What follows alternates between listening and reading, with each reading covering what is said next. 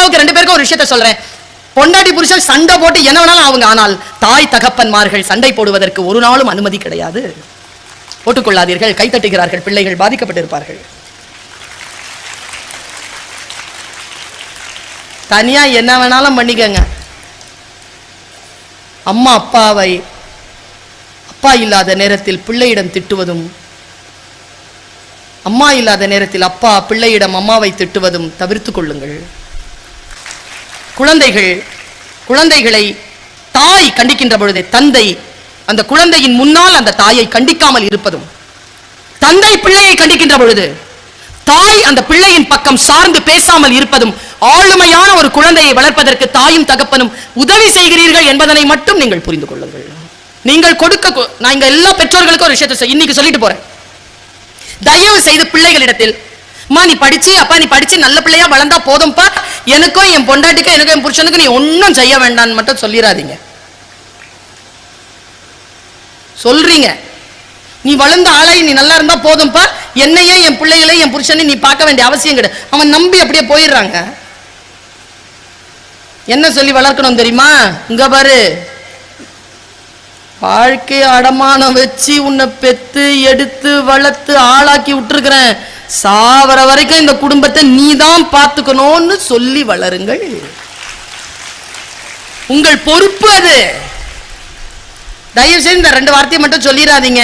டேய் விளையாடாதரா, டேய் நடிக்காதரா சொல்லாதீங்க. ஏன்னா இந்த 2 டிபார்ட்மெண்ட் தான் நிறைய சம்பாதிச்சிட்டு இருக்கு. சம்பாதிக்கிற மாதிரி நடிடா, சம்பாதிக்கிற மாதிரி விளையாடுறான்னு சொல்லித்தாங்க. உங்களை பார்த்துதான் இந்த குழந்தை வளர்கிறார்களே தவிர உங்கள் சொல் பேச்சை கேட்டு வளர்வதே இல்லை. இந்த மாதிரி யாராவது சிக்கனாங்கன்னா பிள்ளைய கொண்டு போய் நிறுத்திருங்க. அங்க நீங்கள் செய்ய வேண்டிய பணியை அவர்கள் செய்து கொள்வார்கள். நம்ம அம்மா அப்பா கேட்டிருக்காங்க இது வரைக்கும். நான் பசியோட படுத்திருக்கிறேங்க, நான் 3 வேளை சாப்பிடாம. எங்க அம்மா கூப்பிடவே இல்லைங்க என்ன. அப்புறமா 4வது தடவை பசிக்குது, அப்புறமா யோசிக்கிற, மானமா உயிராடா எதுடா பெருசுன்னு. உயிரோட இருந்தாதான் மானத்தை பத்தி பேச முடியும்னு சொல்லிட்டு நேரா போய் தட்டுல சோறு போட்டு அம்மாவுக்கு முதுகு காட்டி சாப்பிட்டவனா. ஆனா இன்னைக்கு அப்படி இல்லையே. பிள்ளைகள் கொஞ்சம் கூட வாட விடமாட்டேன் என்கிறீர்களே. உங்களுக்கு சொல்லுகிறேன், எந்த குழந்தையை நீங்க நோ சொல்லி வளர்க்கிறீர்களோ அந்த குழந்தை தவறான முடிவை வாழ்க்கை நோ என்று சொல்லும் பொழுது எடுக்காது. நோ சொல்லி வளர்த்து பாருங்க. முடியாதுரா அம்மா, இது இன்னைக்கு வேணாம், அடுத்த மாசம் பார்க்கலாம், தள்ளி போடுங்க. உடனே செஞ்சு கொடுக்காதீங்க. நமக்கு கிடைச்சதா உடனே ஒரு குழம்பு கேட்டாலும் 1 வாரம் கழிச்சு தான் கிடைக்கும் அந்த குழம்பு. அப்படித்தானே? உடனே கிடைச்சிருமா? இரு ஞாயிற்றுக்கிழமை வரட்டும் வறுத்து தரேன், அப்படித்தானே சொல்லுவாங்க. உடனே வருது நமக்கு கையில. வெயிட்ட தூக்க விடுங்க கொஞ்சம். என்னடா அதுங்க பாக்குது, இது வரைக்கும் நமக்காக பேசிட்டு இருந்துச்சு இந்த அம்மா, அப்படியே டெட் அகேன்ஸ்டா நமக்கு. நான் நிஜமா சொல்றேன் பாருங்க, குழந்தைகளை கொஞ்சம் வெயிட்ட தூக்க விடுங்க. வெயிட்ட தூக்க விடுறீங்களா? தூக்குதுங்களா அதுங்க? எந்த குழந்தை வெயிட் தூக்குதோ, தாய் தகப்பன் கையில் இருந்து வெயிட்டை தன் கைக்கு மாத்திக்குதோ, அந்த குழந்தை பெற்றோர்கள் முதிர அவர்களை பார்த்துக் கொள்வார்கள். இது ஒரு ட்ரைனிங். எந்த குழந்தை வெயிட் தூக்கிடவே படாதுன்னு நீங்க தூக்கிட்டு போறீங்களோ, நீங்க போற அளவுக்கு அவங்கள நீங்க தான் பார்த்துக்கணும். அடிபட்டுருச்சா? எனக்கு தெரிஞ்சு ஒருத்தருங்க, சத்தியம் இது, அண்ணா யூனிவர்சிட்டியில எம்எஸ்சி படிக்கிற பையன். அவங்க அம்மா காலையிலேருந்து நோய்வாய்ப்பட்டிருக்காங்க. அவங்க அம்மா 4 வாட்டி சொல்லியிருக்காங்க டாக்டருக்கு ஃபோன் பண்ணுடான்னு. சொல்லவே இல்லைங்க. அவன் என்னமோ எழுதிட்டு இருந்திருக்கான், காலேஜ் புறப்பட்டு போயிட்டான். அவங்க அப்பாவுக்கு அவங்க அம்மா எழுந்திரிச்சு ஃபோன் பண்ணுறதுக்கே 5 மணி நேரம் ஆயிருக்கு. அவங்க அப்பா ஓடி வந்து அந்த பொண்ணை, அந்த ஒய்ஃபை வந்து ரெஸ்கியூ பண்ணியிருக்காங்க. ரெஸ்கியூ பண்ணிட்டு டாக்டர் கிட்ட போனா, இன்னும் 1 மணி நேரம் கழிச்சு வந்துருந்தீங்கன்னா உங்க மனைவியை பார்த்துருக்க முடியாதுன்னு சொன்னாங்க. அந்த தகப்பன் என்ன செஞ்சார் தெரியுமா? தன் பையனுடைய படிப்பை நிறுத்திட்டாருங்க. அவ்வளோ பெரிய தண்டனை கொடுத்துருக்க வேண்டாம் அப்படின்னு நீங்க நினைக்கிறீங்களா? கிடையாது. கல்வி என்பது என்ன தெரியுமா? தன் பெற்றோர்களையும் இந்த சமூகத்தையும் பார்த்து கொள்ளுகின்ற பொறுப்புக்கு பேர் தாங்க கல்வி. சுயநலமாக பிள்ளைகளை வளர்ப்பதற்கு பெயர் கல்வி அல்ல. என் தாயையும் தகப்பனையும் நான் பார்த்துக் கொள்வேன்னு சொல்றதுக்கு பேர் தாங்க நல்ல பிள்ளை. நம்ம சுயநலமா வளர்த்து விட்டு இருக்கோம். அன்றைக்கு சொன்னார் ஒரு மிகப்பெரிய ஆபீசர் சொன்னார், தமிழ்நாட்டின் முதன்மையான ஆபீசர் எனக்கு சொன்னார், முதல்ல எல்லாம் வந்து யாராவது ஒருத்தங்க தான் கெட்டவங்களா இருப்பாங்க, இப்ப தனி மனிதர்கள் எல்லாம் கெட்டவங்களா ஆயிட்டாங்கன்னு. ஏன்? நம்முடைய வாயிலிருந்து வரக்கூடிய வார்த்தைகள் நம் குழந்தைக்கு. எங்க அப்பா என்ன சொன்னார் தெரியுமா? நான் படிக்கும் போது, சுல்தானா இந்த தெருவிலேயே யாரும் படிச்சதில்லை, உன்னை படிக்க வச்சிருக்கேன். ஏன் தெரியுமா? உன்னை போல் படிக்காதவர்களுக்கும் சேர்த்துதான் அம்மா நீ படித்திருக்கிறாய்ன்னு சொல்லி வளர்த்தாங்க. ஒரு பிச்சைக்காரன் இருக்கான், உங்க பையன் படிக்க மாட்டேங்கிறான், அந்த பிச்சைக்காரனை கட்டி என்ன சொல்வீங்க? ஜெனரல் டயலாக் என்ன வரும்? படிக்கலனா இப்படிதான் பிச்சை எடுப்பேன். அது நல்ல பேரண்டிங்ல. நல்ல பேரண்டிங் என்ன தெரியுமா? நீ படிச்சுட்டனா இந்த மாதிரி பிச்சைக்காரங்களே இருக்க மாட்டாங்கடா உலகத்துல. இப்படி சொல்லி வளருங்க, பாசிட்டிவா சொல்லி வளருங்க. என் பையன் ஒரு தப்பு காரியம் பண்ணா, ஸ்கூல்ல போட்டிருந்தேன், ஹாஸ்டல்ல அவன் நல்லா வரணுங்கிறதுனால தான் ஹாஸ்டல்ல போட்டேன். அவன் பால்ல சர்க்கரையை கலந்து அவங்க டீச்சர் வாசல்ல ஊத்திட்டான், ராத்திரி 1 மணிக்கு வழுக்கி விட்டோன்னு. அது யாரோ சொல்லிட்டாங்க, எனக்கு ஃபோன் வந்துச்சு, நீங்க பெரிய செலிபிரிட்டியா இருக்கலாம், வாங்க நீங்க ஸ்கூலுக்கு வந்து கூட்டு போங்க உங்க பையன்ட்டாங்க.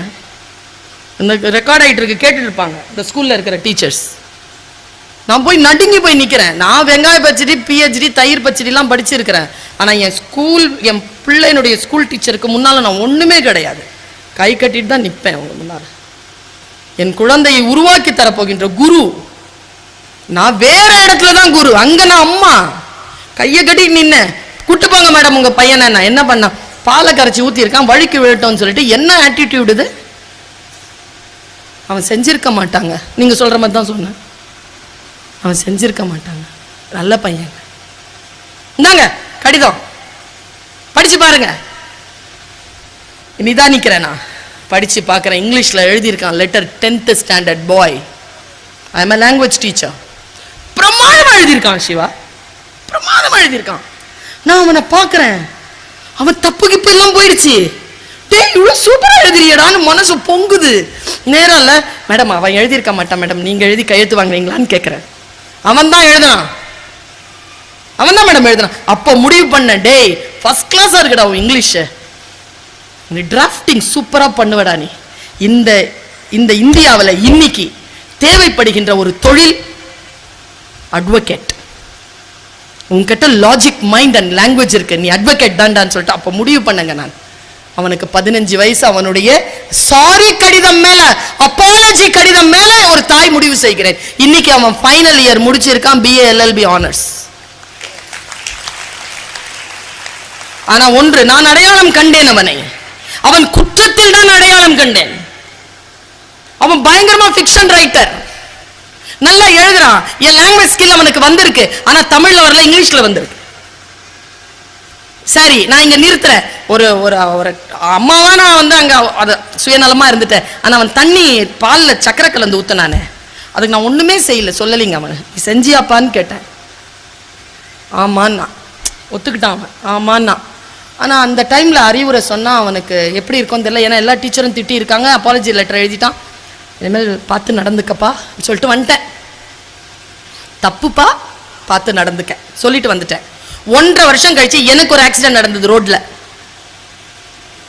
அவனுக்கு ஃபோன் போகுது, அவன் ஓடி வரான். ஓடி வந்து என்னை பார்க்குறான். நான் ஹாஸ்பிட்டலில், கால் இடது காலில் தொங்க போட்டிருக்கு. அம்மா அம்மா எப்படிம்மா விழுந்தீங்க, எப்படிமா அழுகுறான். கட்டி பிடிச்சிட்டு, காலை கட்டி பிடிச்சிட்டு அழுகுறான்.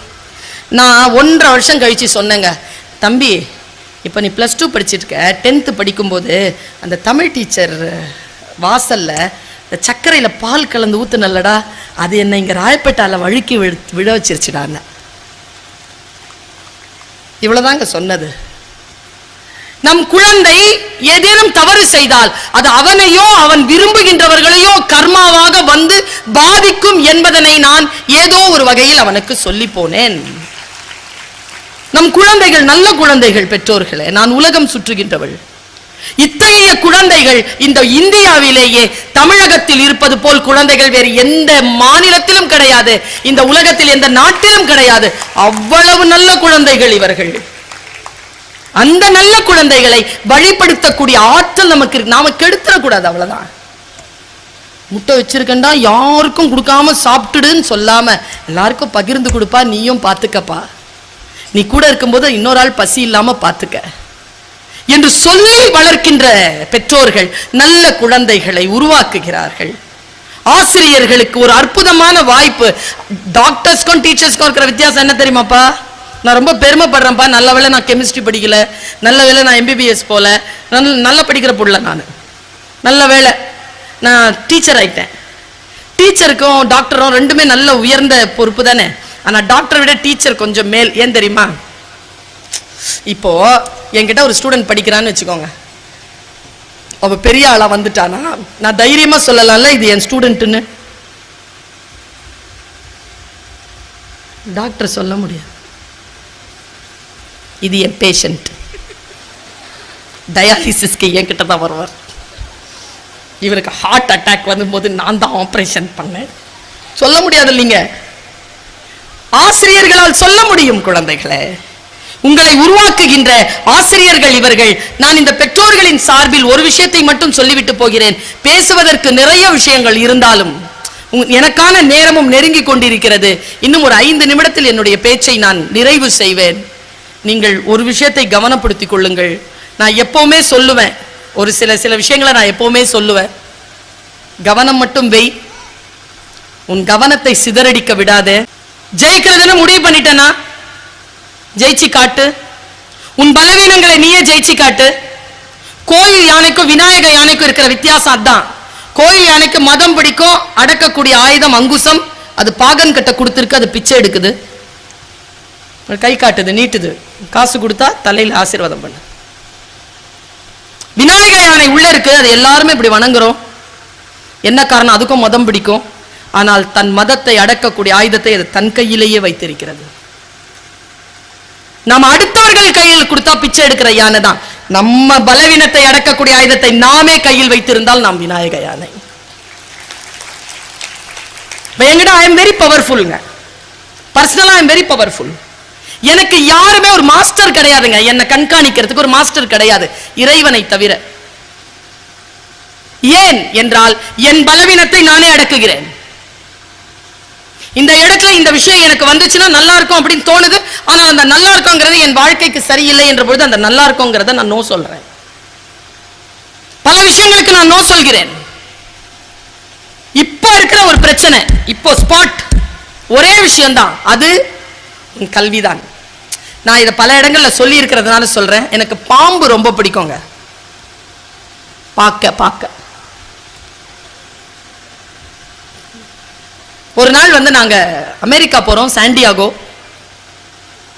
என்னை எங்க கூட்டிட்டு போறேன்னு சொன்னாங்க. நான் சொன்னேன் ஜூக்கு போலாங்கன்னு. என் பேச்சை கவனிங்க, இது உங்களுடைய வாழ்க்கையில் சில மாற்றங்களை ஏற்படுத்தலாம். என் வாழ்க்கையில மாற்றத்தை ஏற்படுத்தி இருக்கு. போனேன், எல்லாருமே எல்லாம் பார்த்து முடிச்சிட்டோம். ஸ்னேக் பார்க்னு இருந்தது.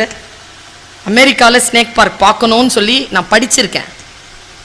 டிக்கெட் எவ்வளோன்னு கேட்டா $15 நாங்க. அப்போ 75 ரூபாய் இன்ட்டு 15 போட்டு பாருங்க, 1500 ரூபாய்க்கு மேலே வருது.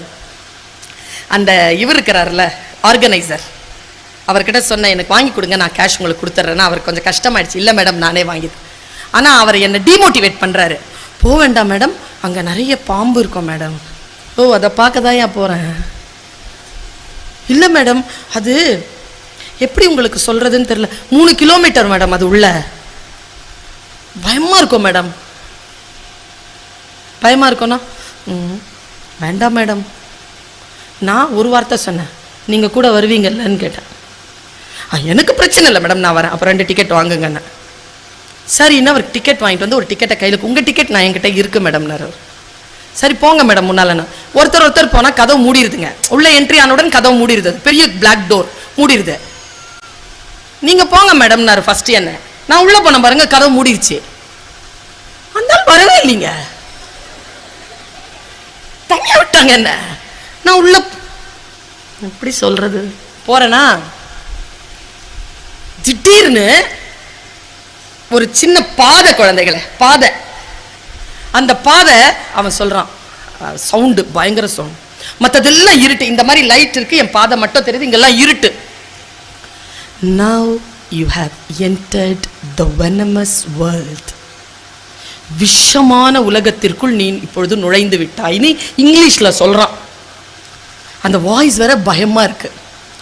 You hold your hand in the rest side, now your pram will move. துக்குன்னு ஆரம்பிச்சது பாருங்க. நான் நின்னுட்டு இருந்த இடம் நடக்குது. Please don't move, don't try to walk. துக்குன்னு ஆரம்பிச்சதுல என் பாதையில இருக்கிற லைட் ஆஃப் ஆகி பக்கத்துல லைட் ஆன் ஆச்சு பாருங்க. எல்லாம் பாம்புங்க. அந்த பாம்புகளுக்கு கூண்டே இல்லை. என் காலில் இருந்து அரை அடிக்கு இந்த பக்கம் இருக்குது பாம்பு. இப்படி போயிட்டு இருக்கு என்னுடைய பிராம். Fear not. If you move, it will come near to you. Don't move. அசஞ்சா கிட்ட வந்துரும், அசையாம நில்லுங்கிறான். எனக்கு முன்னாலேயும் ஒன்றும் தெரியல, பின்னாலேயும் ஒன்றும் தெரியல, வெறும் பாம்பா தெரியுது. அனகோண்டால இருந்து தொடங்குது. இந்த கலர்ஸ் இருக்குல்ல, இந்த பூக்கள் எல்லா கலர்லயும் இருக்குது பாம்பு. எம்மா இவ்வளோ பாம்பா நான் கேட்கலையே. நான் தான் அரூமி படிச்சிருக்கேன், நீ எதை தேடிக்கொண்டிருக்கிறாயோ அது உன்னை தேடுகிறதுன்னு. பாம்பை தானே பார்க்கணும்னு சொன்ன, இந்தா பாரு. இந்த பெரிய பாம்பு கூட்டத்தை பின்னி கிடக்குதுப்பா. உடம்பெல்லாம் பயத்துல நடுங்கிட்டு வர நானு. சவுண்டு வேற. All venomous snakes. It is from Australia. You are now passing through the Argentina snake. I think this is the most venomous snake under the sky. அவன் சொல்றான், எது கொத்துனா எவ்வளவு தூரத்துக்கு உயிரோட இருப்ப, எவ்வளவு நிமிஷம் உயிரோட இருப்ப, எவ்வளவு நிமிஷம் உனக்கு எல்லாம் என்னென்ன பார்த்தெல்லாம் வீணா போன்னு சொல்றான். முதல்ல லிவர் அடிக்கும், அப்புறம் கிட்னி அடிக்கும், அப்புறம் மூளை அடிக்கும்லாம் சொல்றான்.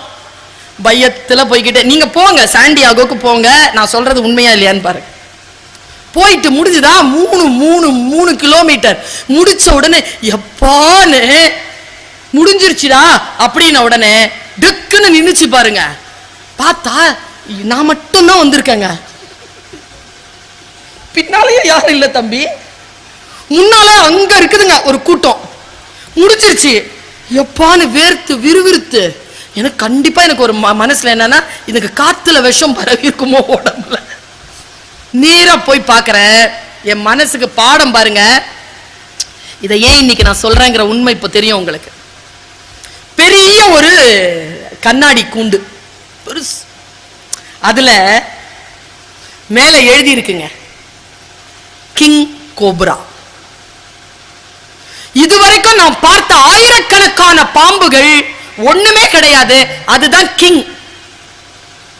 எனக்கு கிங் அப்படிங்கிற வார்த்தை ரொம்ப பிடிக்கும், குயின் அப்படிங்கிற வார்த்தை பிடிக்கும் எனக்கு. கிங் எவ்வளவு தெரியும்? 18 அடி இருக்குங்க.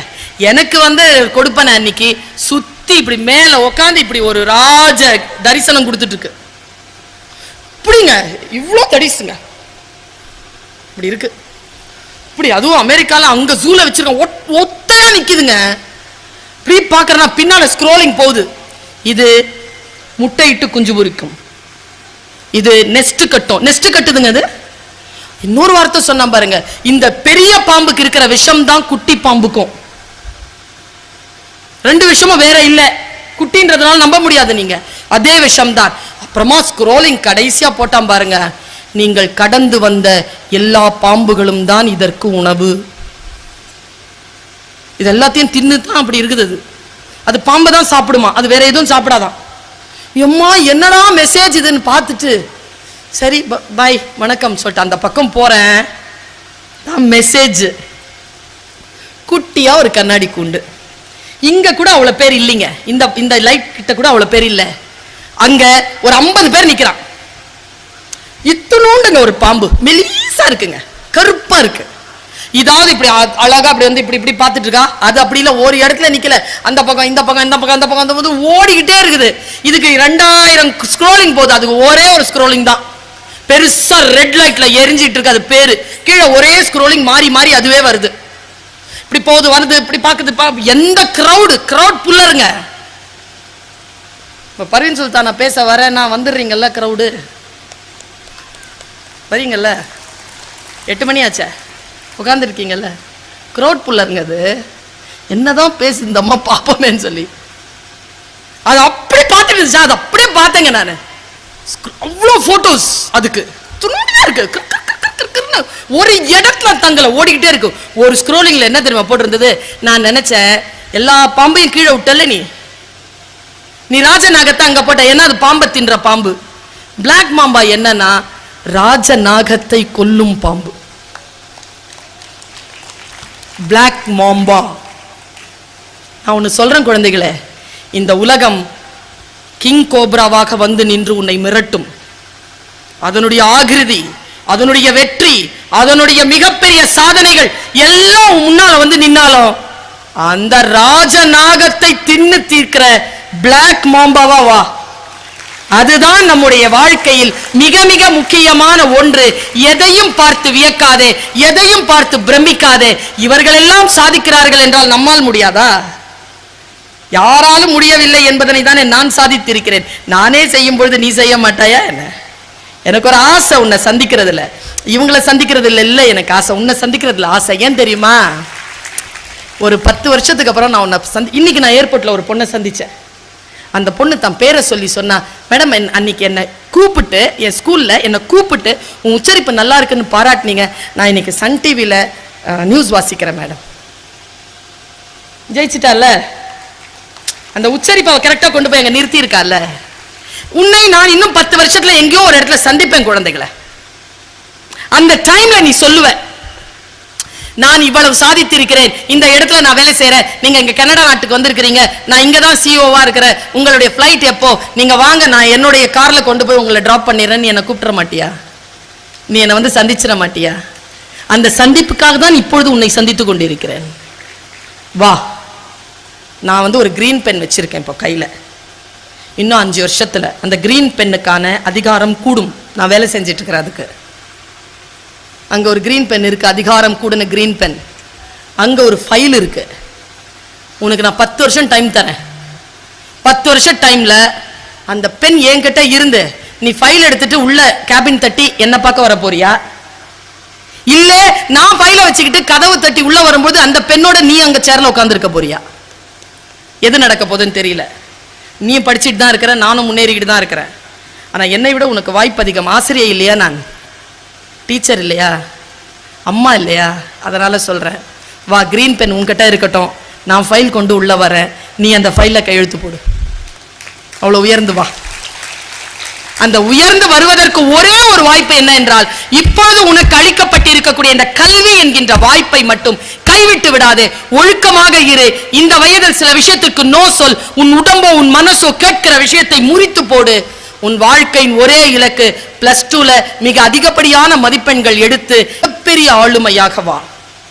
மிகப்பெரிய ஆளுமையாக வா.